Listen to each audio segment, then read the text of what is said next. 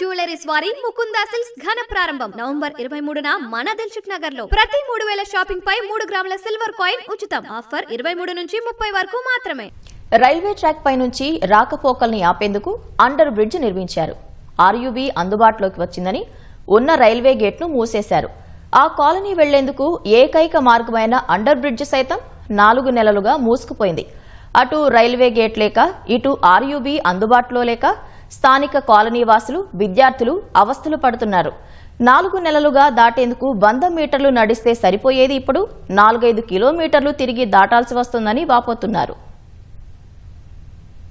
మహబూబ్ నగర్ పట్టణంలోని ప్రభుత్వ పాలిటెక్నిక్ కళాశాలకు వెళ్లే మార్గంలో నిర్మించిన రైల్వే అండర్ బ్రిడ్జితో ప్రజలు నానా తంటాలు పడుతున్నారు. వంతెనకు సమీపంలో నిరంతరాయంగా నేట ఊట రావడంతో ఆర్యూబీలోకి నిత్యం నీరు చేరుతోంది. మోటార్లతో ఆ నీటిని ఎప్పటికప్పుడు తోడిపోస్తున్నా తెల్లారేసరికి మళ్లీ 3 అడుగుల మేర నీరు చేరుతోంది. ఈ కారణంగా 4 నెలలుగా ఆర్యూబీ నుంచి రాకపోకల్ని రైల్వే అధికారులు నిలిపివేశారు. రైలు పట్టాలకు అవతలి వైపు ఉన్న కాలనీ ప్రజలు మంచినీళ్లు, కూరగాయలు, నిత్యావసర సరుకులు, ఆసుపత్రి సహా ఇతర ఏ అవసరాలకు మహబూబ్ నగర్ కు వెళ్లాలన్నా తీవ్ర ఇబ్బందులు పడుతున్నారు. అర్ధరాత్రి మొన్న మా అమ్మకి పానం సుస్థ అయిపోయింది. నాకు చాలా ఇబ్బంది అయింది. ఆటో రానికే లేదు. మాకు చాలా ఇబ్బంది అయింది. ఆ చుట్టూ తిరిగి పోవాల్సి వస్తుంది. మాకు దబదబ ఉరుకొస్తున్నా ట్రైన్ వస్తుంది.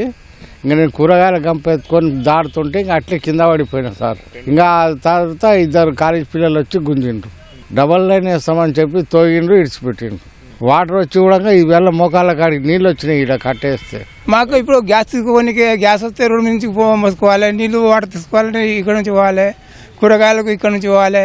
మాకు బాట మెయిన్ ఇదే ఉండే. ఇది బంద్ అయింది, అది బంద్ అయింది. ఇక ఆడేవాళ్ళు లేడీస్ ఉంటారు. రాత్రిపూట లైట్లు లేవు. అక్కడైతే అసలే కొనికి రాదు. ఇక ఏమో నడుస్తున్నాం కానీ ఆ తడుగు కింద పడితే ఏం లేదు, మూతి పలుకుతుంది.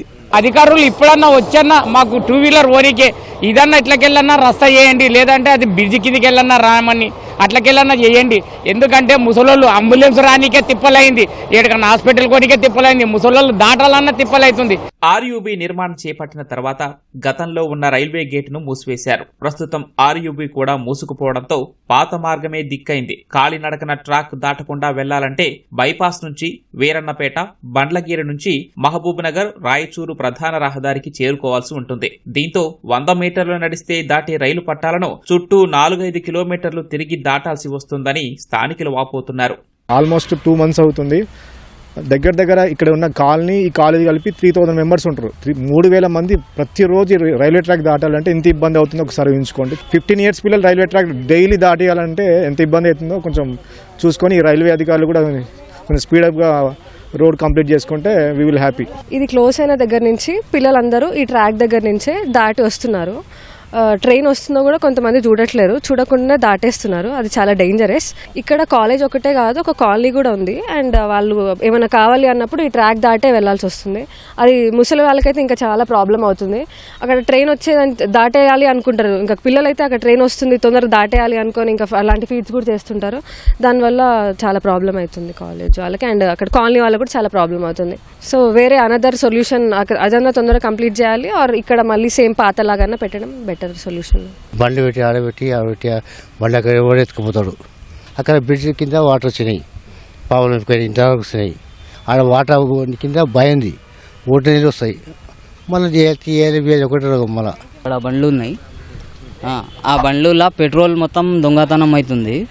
ఇంకోటి బండ్లు కూడా దొంగతనాలు అవుతున్నాయి. మాకు నైట్ మొత్తం ప్రాబ్లం అవుతుంది. ఇక్కడ అటువైపు వెళ్ళాలంటే హాస్పిటల్కు ఈ ట్రాక్ దాటే వెళ్ళాలి సార్. వాటర్ అయితే అట్లే ఉంది, పని అవుతుంది అంటున్నారు కానీ అది ఎప్పుడు మార్చిలో అవుతుందంట సార్. సమ్మర్ వస్తుంది కదా, సమ్మర్లో ఆ వాటర్ మొత్తం పోయిన తర్వాత చేస్తా అని చెప్తున్నారు. ఆర్యూబీని పునరుద్ధరించడానికి రైల్వే శాఖ చర్యలు చేపట్టింది. వర్షపు నీరు నేరుగా అండర్ బ్రిడ్జ్ లోకి చేరకుండా పైన షెడ్ లాంటి నిర్మాణం చేపడుతున్నారు. కానీ నిత్యం ఊరుతున్న ఓట నీరు పనులకు ఆటంకంగా మారింది. మరోవైపు మహబూబ్ నగర్ లో రైల్వే ట్రాక్ డంబ్లింగ్ పనులు సైతం ప్రారంభమయ్యాయి. ప్రస్తుతం ఒకటే ట్రాక్ ఉన్న చోట మరో ట్రాక్ వస్తోంది. ఆ ట్రాక్ నిర్మాణానికి అనుగుణంగానే ఆర్యూబీని సైతం విస్తరించనున్నారు. ఈ పనులు పూర్తి కావాలంటే మరో 6 నెలలకు పైగానే సమయం పట్టే అవకాశం ఉంది. ఇప్పట్లో ఆర్యూబీ అందుబాటులోకి వచ్చే అవకాశాలు కనిపించడం లేదు. ప్రస్తుతానికి అండర్ బ్రిడ్జ్ నుంచి రాకపోకలు కొనసాగించే అవకాశాలు లేనందున హనుమాన్పుర వద్ద గతంలో నిర్వహించిన రైల్వే గేటును తిరిగి పునరుద్ధరించాలని స్థానిక జనం కోరుతున్నారు.